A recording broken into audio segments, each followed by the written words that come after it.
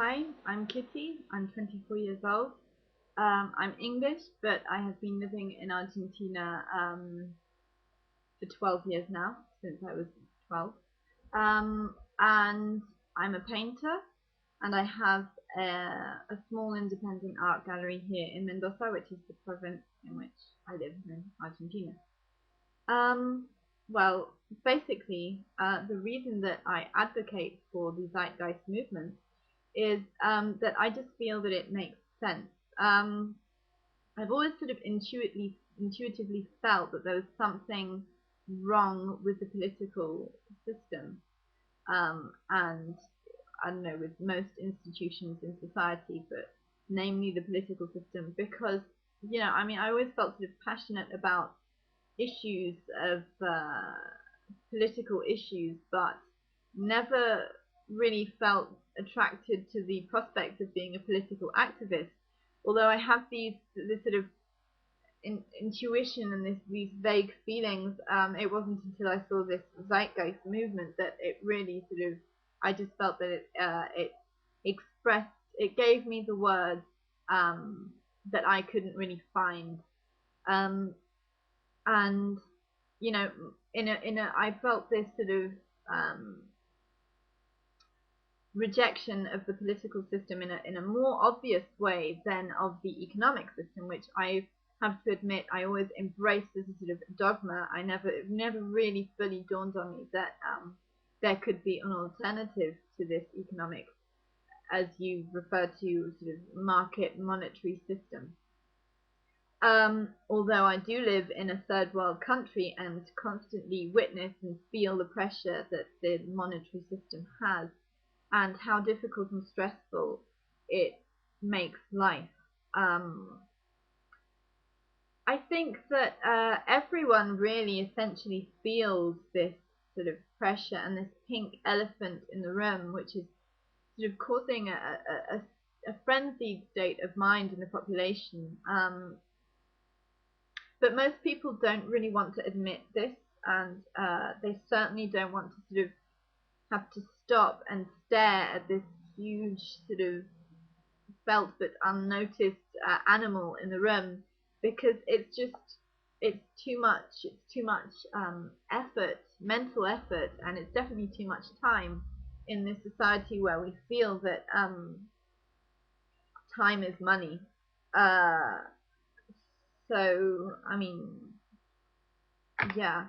Anyway, I feel that this society is also is very confused, and it's sort of in a state of limbo because of there's a division or a dichotomy between this newfound sort of individual freedom of thought.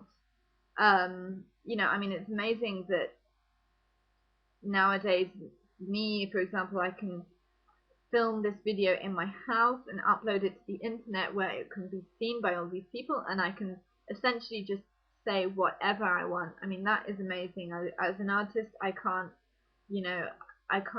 support freedom of expression enough. Um, and also, the certain sense of individual empowerment that we have. That, as I say, this is relatively new and it's great. But at the same time, we're still in a society that's ruled and structured around these very archaic systems and systems of values, and that we ourselves have because we have been educated in this system, and perhaps we can't really clearly see where our individual thoughts, the limits of our individual thoughts, where they are, and what is my thought and what are the thoughts that have been put in my head by this archaic sort of society. So that, that's why I feel that we're in a historical period of transition between this sort of great freedom and individuality and stuff. But at the same time, obviously, with very old-fashioned uh, systems. I can't believe that Christianity still has such a hold on society. It's totally and utterly obsolete. And I mean, well, whatever. But basically, that's why we're in a period of transition. with all of these technologies as well that are sort of bringing us forward, where other things are still sort of holding us back.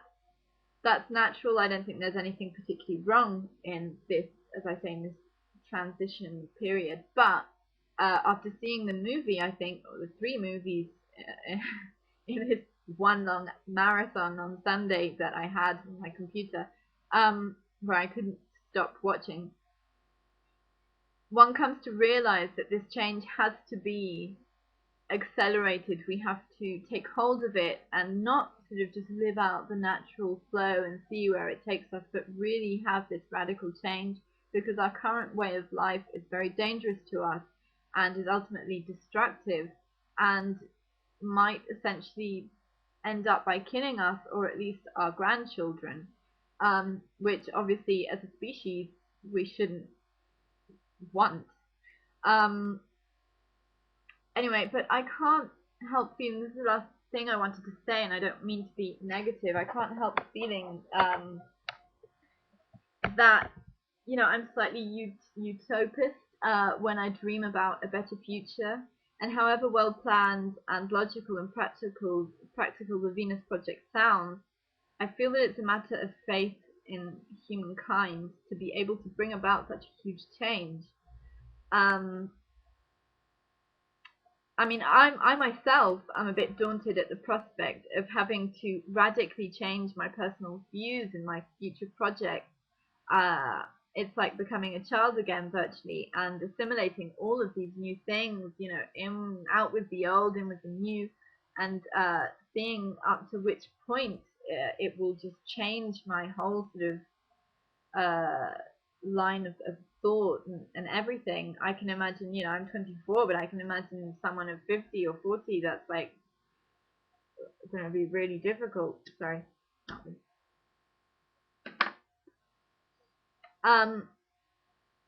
You know, I mean, I have several questions to put forward to the Venus Project and the Zeitgeist movement, their directors and the people sort of in the know, before I totally let go of this initial apprehension. But for the moment, I admire and stand by the movement. I think I really applaud the effort. I put my faith in their intelligence.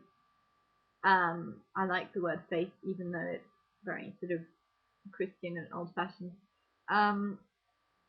And yeah, I mean, I'm gonna definitely try and enlighten the people around me, and you know, it's like a light at the end of the tunnel, so I'm very appreciative of that, and I think that it's great that that this is happening. So look forward to eventually being a part of this in the future.